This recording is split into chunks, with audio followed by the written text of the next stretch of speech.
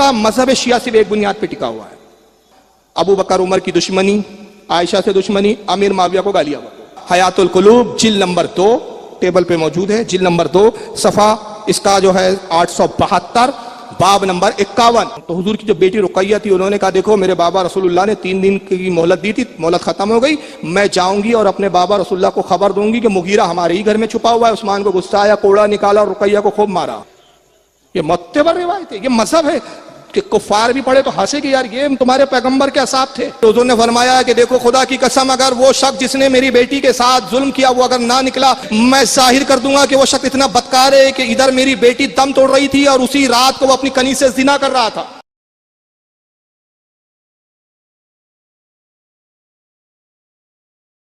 پورا مذہب شیعہ صرف ایک بنیاد پہ ٹکا ہوا ہے، ابو بکر عمر کی دشمنی، عائشہ سے دشمنی، امیر معاویہ کو گالیاں۔ پورے مذہب شیعہ کی بنیاد گالی ہے، گالی سے مذہب شروع ہوتا ہے، گالی پہ ختم ہوتا ہے۔ اب سوال یہ پیدا ہوتا ہے کہ یار اس ابو بکر پہ لعنت کرتے ہو جو سسور ہے، ایمان لانے میں سابق پہل کرنے والا، اس عمر پہ لعنت کرتے ہو وہ بھی رسول اللہ کے سسور ہے، ان کی بھی بیٹی حضور کے نکاح میں، اور اس عثمان غنی پہ لعنت کرتے ہو جس کے نکاح میں حضور نے اپنی 2 بیٹیاں دی ہیں، نبی کے داماد پہ لعنت کرتے ہو، گالیاں بکتے ہو۔ حضور نے عثمان غنی کو 2 بیٹیاں دی، ان کا لقب بھی ہو گیا ذو النورین، 2 نوروں والا۔ وہ عثمان غنی جس کے بارے میں نبی نے فرمایا کہ جب حضرت عثمان نے کنواں خرید کر، مدینے کا کنواں خرید کر وقف کر دیا تو آقا نے کہا اب عثمان کوئی عمل کرے یا نہ کرے کوئی فرق پڑنے والا نہیں، عثمان نے جنت اپنے اوپر واجب کر لی۔ جب یہ سنیوں کی طرف سے اعتراض ہوا تو ان کے مولویوں نے کہا نہیں سنو ہمارے پاس اس کا بھی حل ہے۔ ایک کتاب لکھی گئی وہی حیات القلوب، یہ دیکھیں سامنے بڑا لمبا قصہ لکھا، سن لے ذرا دل پہ ہاتھ رکھ کے، آپ ٹیبل پہ موجود ہے، جلد نمبر 2 صفحہ اس کا جو ہے 872 باب نمبر 51۔ اور اس میں انہوں نے لکھا کہ عثمان کا ایک چچا تھا جس کا نام تھا مغیرہ بن ابی عاص، یہ رسول اللہ کا دشمن تھا، غزوہ احد میں حضور کے خلاف آیا، جنگ کی۔ غزوہ احد جب ختم ہو گئی تو اس نے دعویٰ کیا کہ جس نے پتھر مار کے رسول اللہ کے دندان مبارک داس شریف کو شہید کیا تھا وہ میں نے پتھر مارا تھا، میں ہی تھا وہ پتھر مارنے والا۔ ملا باقر مجلسی خود لکھتے ہیں کہ حالانکہ اس نے جھوٹ کہا تھا، ڈینگے مار رہا تھا، پتھر مارنے والا وہ تھا نہیں، اور کہا کہ احد میں حضرت حمزہ کو جس نے قتل کیا، شہید کیا، وہ بھی میں ہی تھا، حالانکہ اس نے نہیں کیا تھا، وہ وحشی تھے جو بعد میں وہ بھی ایمان لائے تھے۔ جب اللہ کے نبی کو یہ خبر پہنچی کہ مغیرہ ابن عاص جو عثمان کا چچا ہے اور کافر ہے، کفر کی حالت میں ہے، ایسے بڑھ چڑھ کے دعوے کر رہا ہے، تو حضور نے فرمایا کہ مغیرہ کو اگر کوئی پائے تو قتل کر دے یا میرے پاس گرفتار کر کے لائے۔ غزوہ خندق واقع ہوئی، مغیرہ دشمنان اسلام کے ساتھ مدینے آیا، اللہ کے نبی نے اپنے ہاتھوں میں کچھ ریت لی، مٹی لی اور کافروں کی طرف پھینکا، ایک طوفان برپا ہوا، سارے کافر بھاگے۔ یہ بڑا بے سود سو رہا تھا، باقر مجلسی صاحب لکھ رہے ہیں، یہ قصہ ہمارے سنی کتاب سے نہیں بتا رہا، آپ کنفیوز تو نہیں ہو رہے نا، یہ ان کی کتاب میں جو لکھا ہے وہ سنا رہا ہوں، ورنہ کل بڑا مسئلہ ہو جاتا ہے، لوگ بولیں گے فاروق رضوی نے ایسا بیان کیا۔ نہیں میں ان کی کتاب کا واقعہ بیان کر رہا ہوں جو کتاب میں انہوں نے لکھا ہے۔ تو اس پر بڑی گہری نیند تھی، کفار تو بھاگ گئے، یہ سوتا رہا، جب یہ اٹھا دیکھا تو آس پاس تو کوئی نہیں، سارا لشکر غائب ہے، پریشان ہو گیا، بھٹکنے لگا، بھٹکتے بھٹکتے مدینے میں آ گیا۔ پھر جب دیکھا کہ میں تو آبادی میں آ گیا تو بڑا خوف زدہ ہوا، چہرے پہ اس نے نقاب ڈالی، چہرہ چھپا لیا، لوگوں سے پوچھتا تھا عثمان ابن عفان کا گھر کہاں ہے، لوگ چہرے پہ اس پہ نقاب ہونے کی وجہ سے، چہرے پہ اس کے چادر ہونے کی وجہ سے چہرہ پہچان نہیں پا رہے تھے، کہا ہوگا کوئی عثمان کا شناسا پہچان والا، لوگوں نے عثمان غنی کا گھر بتا دیا۔ یہ گھر میں داخل ہوا، عثمان غنی نے کہا چچا تو کیوں آیا، رسول نے تو تیرے قتل کا حکم دے دیا ہے۔ گستاخی دیکھیں ابھی کتنی بڑی گستاخی کی گئی ہے، آپ حیران ہو جاؤں گے، اتنا بدترین فرقہ روئے زمین پر آج تک پیدا نہیں ہوا۔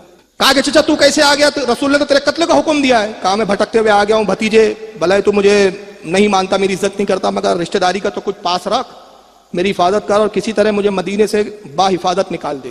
عثمان نے کہا چاروں طرف پہرے لگے ہوئے ہیں، جگہ جگہ ناکہ بندی کی بھی ہے، صحابہ پہرے دے رہے ہیں، اس پہرے میں تمہیں نکالنا مشکل ہے، میں کوشش کرتا ہوں کہ رسول کے پاس جا کر میں حضور سے امان لے لوں۔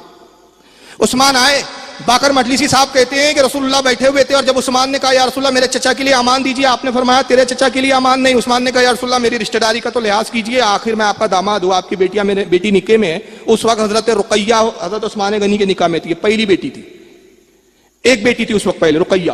کہا میں آپ کا داماد ہوں، کچھ تو لحاظ کیجیے۔ حضور نے کہا اچھا ٹھیک ہے، 3 دن کی مہلت دیتا ہوں، 3 دن تک تیرے چچا کو امان، 3 دن میں وہ جہاں جانا چاہے چلے جائے، اور اگر 3 دن کے بعد وہ پکڑا گیا تو قتل کر دیا جائے گا، مگر سن لو جو مغیرہ کو پناہ دے اس پر اللہ کی لعنت، جو مغیرہ کو کھانا کھلائے اس پر اللہ کی لعنت، جو مغیرہ کے لیے بستر دے اللہ کی لعنت، جو مغیرہ کی حفاظت کرے اللہ کی لعنت، مغیرہ کے لیے جو گھوڑا تیار کرے اللہ کی لعنت، جو مغیرہ کو گھوڑے کو سرحد تک لائے اس پر اللہ کی لعنت، جو مغیرہ کو سرحد سے باہر نکلوائے اللہ کی لعنت، 10 ایسی لعنتیں حضور نے بھیجی. عثمان آیا اور عثمان نے وہ 10 کام کیا جس پہ حضور نے لعنت بھیجی تھی.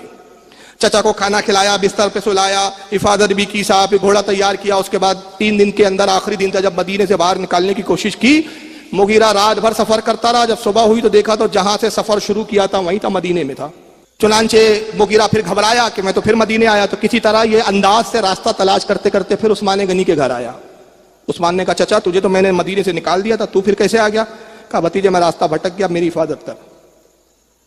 حضرت عثمان نے کہا ٹھیک ہے میں جاتا ہوں, رسول کا مزاج دیکھ کے بات کرتا ہوں. تو حضور کی جو بیٹی رقیہ تھی انہوں نے کہا دیکھو میرے بابا رسول اللہ نے 3 دن کی مہلت دی تھی, مہلت ختم ہو گئی, میں جاؤں گی اور اپنے بابا رسول اللہ کو خبر دوں گی کہ مغیرہ ہمارے ہی گھر میں چھپا ہوا ہے. عثمان کو غصہ آیا, کوڑا نکالا اور رقیہ کو خوب مارا, اور نبی کی بیٹی کو اتنا مارا, اتنا زخمی کر دیا کہ حضرت رقیہ بستر پر گر پڑی, اٹھنا بھی 2 بار ہو گیا, ان کی ہڈی پسلی تک چورا ہو گیا. اللہ کے نبی صلی اللہ علیہ وسلم کے بعد عثمان پہنچے تو حضور نے فرمایا کہ علی سے کہا علی جاؤ, مجھے جبریل نے خبر دی ہے کہ مغیرہ جو ہے وہ عثمان کے گھر میں چھپا ہوا ہے, جاؤ قتل کر دو. علی گئے, مغیرہ کو قتل کر دیا. حضرت عثمان غنی کو بڑا افسوس ہوا, اور اس کے بعد پھر وہ بستر پہ پڑی ہوئی جو رقیہ تھی حضرت حضور کی شہزادی, حضور کی بیٹی, ان کو روز کوڑے مارتے تھے. وہ کہتے تھے اب مجھے کیوں مارتے ہو؟ کہا کہ تیری وجہ سے ہی میرا چچا مغیرہ مارا گیا, تو نے جا کے مخبری کی ہے. یہ عقیدے ہے بھائی, بتائیے. پھر حضرت رقیہ نے پیغام بھیجا رسول اللہ کو کہ یا رسول اللہ یہ عثمان مجھے مار رہا ہے, قتل کر دے گا, میری حفاظت کیجئے, مجھے اپنے گھر لے آئیے. حضور نے پہلے نصیحت کی, کہا صبر کرو, نیک بیویاں اپنے شوہروں کی شکایت نہیں کرتی. یہاں تک کہ ایک دن پیغام بھیجا اپنی کنیسے کے, جاؤ حضور سے کہو کہ یا رسول اللہ اگر اب بھی آپ نے مجھے اپنے گھر نہیں بلایا تو پھر کل آپ مجھے زندہ نہیں پاؤں گے. حضور نے علی کو کہا جاؤ. حضور رو رہے تھے, آنکھوں میں آنسو تھے. کہا علی جاؤ اپنی بہن کو, اپنی ہمشیرہ کو لے کر آؤ, اور اگر عثمان لانے میں مداخلت کرے, لانے نہ دے, تو سب سے پہلے عثمان کو قتل کرنا, اس کے بعد پھر جو ہے اپنی بہن کو لے آنا. علی آئے, تلوار نیام سے باہر نکالی. عثمان نے جیسے علی کے تیور دیکھے گھبرا گئے. کہا کیا ارادہ ہے؟ کہا میں اپنی بہن رقیہ کو لینے آیا ہوں. کہا ٹھیک ہے لے جاؤ. جب لے گئے تو وہ مار کھا کے اتنی کمزور ہو گئی تھی کہ چل نہیں سکتی تھی. 2 کنیزوں نے کندھوں پہ سہارا دے کے گھسیٹتے ہوئے لایا, پیر زمین پہ گھسیٹ رہے تھے. حضور کی بارگاہ میں جب رقیہ آئی, اپنے زخموں کو دکھایا, پیٹھ پہ صاحب خون کے نشان, پیٹھ پہ وہ کوڑے مارنے کے نشان, اور صاحب ہڈی ٹوٹی ہوئی, ان کی پسلی ٹوٹی ہوئی. رسول اللہ کہتے تھے میری بیٹی کو مارا, میری بیٹی کو مارا, ان قریب یہ بھی مارا جائے گا. یہ ملا باقر مجلسی لکھ رہے ہیں, میں نہیں کہہ رہا ہوں. پھر 2 دن کے یا 3 دن کے بعد حضرت رقیہ کا انتقال ہو. اسی صدمے سے عثمان کو خبر لگی. اب عثمان بھی جنازے میں آئے. اب ذرا سنیے تماشا یہاں, یہ ہے شیعہ مذہب. جب عثمان غنی جنازے میں آئے تو رسول نے عثمان کو دیکھا تو بڑے جلال میں اور کہا کہ جو میری بیٹی کا قاتل ہے وہ چلا جائے. عثمان نہیں نکلے. کہا یا رسول اللہ آخر میری بیوی ہے, مجھے اجازت دیجیے کہ میں جنازے میں شرکت کروں. کہا نہیں, تو میری بیٹی کا قاتل ہے, جنازے میں شریک نہیں ہو سکتا. کہا یا رسول اللہ آپ اس حق سے مجھے نہیں روک سکتے.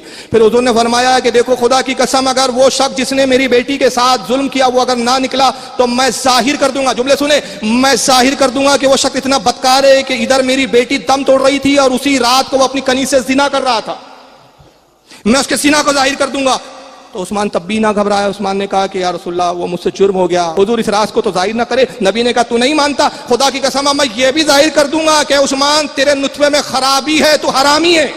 اب عثمان نے دیکھا کہ بات تو یہاں تک آ گئی کہ میرا باپ بھی ظاہر کر دے گا, میرا باپ بھی اوریجنل نہیں ہے. یہ عثمان غنی کے بارے میں بولا جا رہا ہے بھائی, اور لکھا جاتا ہے موتے پر روایتیں ہیں. یہ موتے پر روایتیں, یہ مذہب ہے کہ کفار بھی پڑھے تو ہنسے کہ یار یہ تمہارے پیغمبر کے اصحاب تھے, اس سے 1,00,000 درجے تو اصحاب ہمارے عیسیٰ کے بہتر تھے. تمہارے مذہب کا مذاق بنا دے کفار, یار یہ تم نے مذہب بنایا. دنیا کا سب سے عظیم نبی آ رہا ہے, اور اس عظیم نبی کے بڑے بڑے قریبی صحابہ کے بارے میں تم یہ کس سے کہانیاں سنا رہے ہو. تو عثمان نے دیکھا کہ اب تو میرا نسب بھی ظاہر کر دیں گے, زنا تو ظاہر ہو گیا میرا. تو عثمان نے اب دیکھا کیسے نکلوں, اچانک نکلوں گا تو سب شک کریں گے, پوچھیں گے کیوں نکل گئے جنازے سے. تو عثمان نے بہانہ کیا, پیٹ پہ ہاتھ رکھا اور کہا پیٹ میں درد ہو رہا ہے, ہائے پیٹ کا درد, ہائے کا پیٹ کا درد. عثمان پھر وہاں سے چلے گئے. مگر ایک مسئلہ یہاں کھڑا ہو گیا کہ جب حضور حضرت عثمان نے حضرت رقیہ نبی کی پہلی بیٹی کو قتل کر دیا تو نبی نے دوسری بیٹی کیوں دی؟ یہ مسئلہ کھڑا ہو گیا. تو شیعوں نے اس کے لیے پھر ایک بات گڑی. ملا باقر مجلسی کہتے ہیں کہ راوی نے امام جعفر سے پوچھا کہ امام جب عثمان نے نبی کی پہلی بیٹی کو قتل کر دیا تو پھر حضور نے عثمان کو دوسری بیٹی بھی دے دی؟ تو حضور کو تو معلوم تھا کہ پہلی تو قتل کر چکا, نطفہ حرام ہے, زانی ہے. تو راوی نے پوچھا امام جعفر حضور نے ایسا کیوں کیا؟ تو امام جعفر نے ایک آیت پڑھی, ذرا مذاق دیکھو. امام جعفر نعوذ باللہ, امام جعفر کا دامن پاک اس بہتان سے. امام جعفر صادق کی چوتیاں ہمارے سروں پر. ان کے جوتیوں کی خاک ہمارے سروں پر، ان کی جوتیوں کی خاک سے گرد و غبار اڑنے والی خدا کی قسم ہمارے آنکھوں کا سرما ہے۔ ہمارے امام جعفر کی ایسی کوئی روایتیں نہیں ہے، یہ تمہاری من گھڑت ہے۔ امام نے قرآن کی آیت پڑھی، پارہ نمبر 4 سورہ آل عمران آیت نمبر 178 تلاوت کی کہ امام نے کہا سنو، اللہ فرماتا ہے کافر ہرگز یہ گمان نہ کرے، کافر ہرگز یہ گمان نہ کرے کہ جو ہم انہیں ڈھیل دے رہے ہیں تو اس میں ان کا بھلا ہے، ان کے لیے بہتری ہے، نہیں، ہم انہیں ڈھیل اس لیے دے رہے ہیں کہ وہ حد سے گزر جائیں تاکہ ان کو اور زیادہ شدید عذاب دے۔ یعنی یہ تو ایسا ہو گیا کہ کوئی ایک شخص سے دشمنی ہو جائے کسی کی تو وہ چاہتا ہے کہ میرے دشمن کو اور زیادہ بڑی سزا ملے تو اپنے بھائی کو بھی بھیج دے رہا، بھیا اس کو بھی قتل کر دے، پھر دوسرے بھائی کو بھی بھیج رہا، بھائی اس کو بھی مار دے، بھائی یہ بھائیوں کو کیوں بھیج رہے؟ کہا وہ جتنا زیادہ قتل کریں گا نا اتنی جلدی اس کو پھانسی کی سزا سنائی دی۔ پاگل لوگ یار، کیا مذہب ہے۔